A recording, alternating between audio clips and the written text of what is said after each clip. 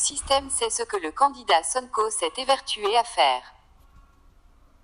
Couper toutes les racines qui nous lient à ce mécanisme qui a longtemps été le socle où repose notre économie. Et pourtant, lui-même est un produit de ce même système. Donc un constat qui devrait susciter la réflexion de tout un chacun au fin de se poser la question, comment combattre ce système qui nous a façonnés et a fait de nous ce que nous sommes devenus. Ousmane Sonko aujourd'hui est l'un des candidats les plus en vue de cette élection qui se profile à l'horizon, donc normal que l'on s'interroge sur sa démarche et surtout sur ceux qui l'entourent. Comme dit l'adage, dis-moi qui tu fréquentes et je te dirai qui tu es. Si on observe ceux qui entourent le candidat Sonko, on pourrait croire qu'ils sont de mèche avec l'État. En effet, 4 des membres qui occupent des postes importants dans le parti du PASTEF occupent en même temps de hautes fonctions dans le régime de Macky Sall et tous ont été nommés par le ministre de l'Économie et des Finances, Amadou Ba. Birame Souleye Diop, le secrétaire exécutif, administrateur de PASTEF a été nommé en septembre 2017, le chef du bureau des moyennes entreprises aux impôts et domaines de Ngor Almadi. Il est donc chef du bureau de contrôle CME au MEFPDGID. Matar Sen, le trésorier général de PASTEF a été nommé chef du bureau monnaie et crédit au niveau du ministère de l'économie, des finances et du plan.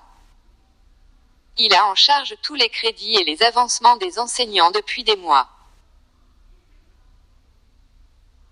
Abdourahmane Baldé, le trésorier général adjoint et le patron de la structure AB Partners qu'Ousmane Sonko avait recommandé pour assister les héritiers du dossier TF 1451-R qui défraie la chronique avec des accusations de 94 milliards aux impôts et domaines. À l'Inspection générale des finances, IGF, Abdourahmane Baldé apporte son expertise en ayant en charge l'audit du programme des domaines agricoles communautaires, PRODAC.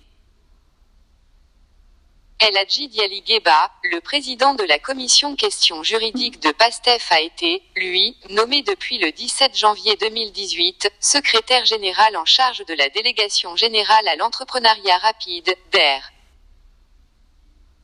El Hadji Diali Gueba est en charge des financements de la DER qui est un des projets phares de Macky Sall avec le plan Sénégal Émerge, PSE.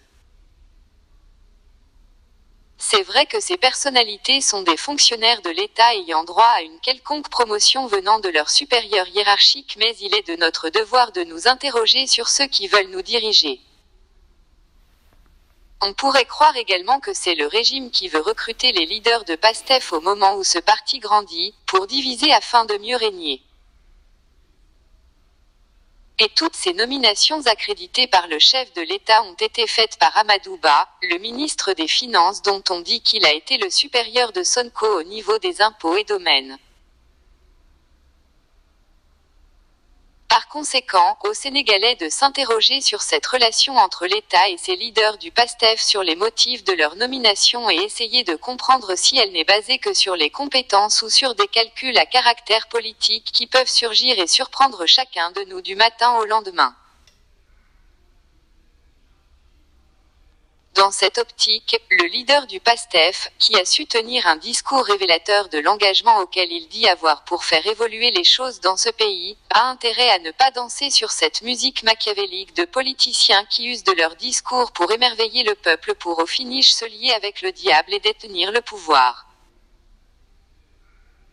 Ces milliers de Sénégalais qui croient en lui ne mériteraient pas un tel sort, où le leader du PASTEF serait au vu de tout contre le régime et avec le régime en silence pour des raisons que l'on ignorerait.